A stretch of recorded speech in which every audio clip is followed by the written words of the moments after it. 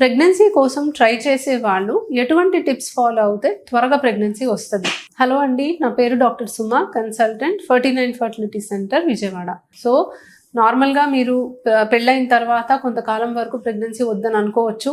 But ఆ తర్వాత మీరు ప్లాన్ చేసుకోవాలి అనుకుంటున్నప్పుడు ఎలాంటి టిప్స్ ఫాలో అవ్వాలి, ఎలాంటి టిప్స్ ఫాలో అవుతే త్వరగా ప్రెగ్నెన్సీ వస్తుంది? So egg and sperm quality best ఉంటే అండ్ లైఫ్ స్టైల్ చేంజెస్ అనేవి మీరు చేసుకొని హార్మోనల్ ఇంబ్యాలెన్సెస్ అవి లేకుండా ఉండి రెగ్యులర్గా హస్బెండ్ వైఫ్ కలిస్తే ప్రెగ్నెన్సీ వచ్చే ఛాన్సెస్ మ్యాక్సిమం ఉంటుంది.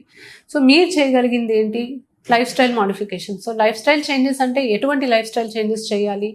First and foremost healthy diet తీసుకోవాలి. సో హెల్దీ డయట్ అంటే యాంటీ ఆక్సిడెంట్స్ రిచ్ ఫుడ్ తీసుకోమని చెప్తామండి. ఫ్రెష్ ఫ్రూట్స్ కానీ, వెజిటబుల్స్ కానీ, సీడ్స్ కానీ, లేకపోతే డ్రై ఫ్రూట్స్ కానీ, ఇవన్నీ కూడా మీరు మీ ఫుడ్లో ఇంక్లూడ్ చేసుకోవాలి. దీనివల్ల మీకు యాంటీ ఆక్సిడెంట్స్ ఎక్కువ అవుతే దానికి మీ egg and sperm quality improve అవడానికి ఛాన్సెస్ ఉంటుంది. జంక్ ఫుడ్ కంప్లీట్గా అవాయిడ్ చేయమని చెప్తాము. ప్యాక్డ్ ఫుడ్, స్టోర్ చేసిన ఫుడ్ అవాయిడ్ చేయమని చెప్తాము. షుగర్ కంటెంట్, కార్బోహైడ్రేట్ కంటెంట్ ఎక్కువ ఉన్న ఫుడ్ తీసుకోవద్దని చెప్తూ ఉంటాము. సో ఫుడ్ హ్యాబిట్స్లో మీరు ఈ చిన్న చిన్న మార్పులు చేస్తే egg and sperm quality improve అయ్యి మీకు ప్రెగ్నెన్సీ ఛాన్సెస్ ఆటోమేటిక్గా ఇంప్రూవ్ అవుతుంది. Second thing, ideal weight maintain చేస్తే మంచిదండి. సో మీ బిఎంఐ నార్మల్ రేంజ్లో ఉంటే మీకు ప్రెగ్నెన్సీ ఛాన్సెస్ బెటర్ ఉంటుంది. సో మరీ సన్నగా ఉన్నా, మరీ లావుగా ఉన్నా కూడా ప్రెగ్నెన్సీ ఛాన్సెస్ తగ్గుతాయి. సో బాగా సన్నగా ఉన్న వాళ్ళు కొంచెం వెయిట్ గెయిన్ అవ్వడానికి ట్రై చేయాలి. మరీ లావుగా ఉన్న వాళ్ళు వెయిట్ లాస్ అవ్వడానికి ట్రై చేయాలి. సో వెయిట్ లాస్ అనేది నాట్ ఓన్లీ డయట్, ఎక్సర్సైజ్ కూడా చాలా ఇంపార్టెంట్. ఇవి రెండు మీరు కంబైన్ చేసుకొని క్యాలరీ డెఫిసిట్ వచ్చేలాగా ట్రై చేయాలి. అదే బాగా సన్నగా ఉన్న వాళ్ళు ఎందుకు ఏదైనా ప్రాబ్లం ఉందా లేదా చూసుకొని కొంచెం వెయిట్ పుట్ ఆన్ అవ్వడానికి ట్రై చేయాలి. మూడోది రెగ్యులర్గా వ్యాయామం చేయడం. సో ఎక్సర్సైజ్ చాలా ఇంపార్టెంట్ అండి. సో ప్రతి ఒక్కళ్ళు కూడా ఒక half an hour to 45 minutes రెగ్యులర్గా మీరు టైం కేటాయించి ఏదన్నా ఎక్సర్సైజ్ చేస్తే చాలా మంచిది. ఎక్సర్సైజ్ వల్ల మీకు హార్మోనల్ ఇంబ్యాలెన్సెస్ రాకుండా ఉంటుంది.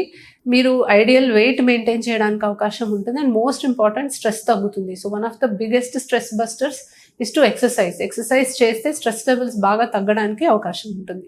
మూడోది, అడిక్వేట్ స్లీప్ అనేది ఉండాలి. సో కనీసం ఒక 6 hours ఆఫ్ నైట్ స్లీప్ అనేది, అన్ఇంటరప్టెడ్ స్లీప్ ఉంటే చాలా మంచిదండి.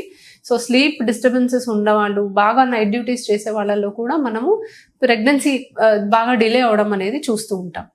నాలుగోది, ఎక్కువగా పొల్యూషన్కి, ప్లాస్టిక్కి ఎక్స్పోజ్ అవ్వకండి. సో ప్లాస్టిక్ వాటర్ బాటిల్లో వాటర్ తాగడం, ప్లాస్టిక్ కంటైనర్స్లో ఫుడ్ హీట్ చేసుకొని తినటం, బయట ఎక్కువ పొల్యూషన్కి మీరు ఎక్స్పోజ్ అవ్వడం, సో ఇలాంటివి అవాయిడ్ చేస్తే మంచిది. వీటిల్లో కొన్ని ఎండోక్రైన్ డిస్రప్టింగ్ కెమికల్స్ ఉంటాయి. అండ్ పొల్యూషన్కి ఎక్స్పోజ్ అయినప్పుడు కొన్ని కెమికల్స్కి మీరు ఎక్స్పోజ్ అవుతూ ఉంటారు. వీటి వల్ల మీకు ప్రెగ్నెన్సీ వచ్చే ఛాన్సెస్ తగ్గుతాయి. మగవాళ్ళల్లో ఎస్పెషల్లీ మీకు బీజంకి ఎక్కువ హీట్ అనేది తగలకుండా ఉండేలా చూసుకోండి. టైట్ అండర్ గార్మెంట్స్ వేసుకోవడం, ఎక్కువ టూ హాట్ వాటర్తో స్నానం చేయడం, సో సానాస్ లాంటివి చేసుకోవడము, ఇవన్నీ కంప్లీట్గా మానేయాలి.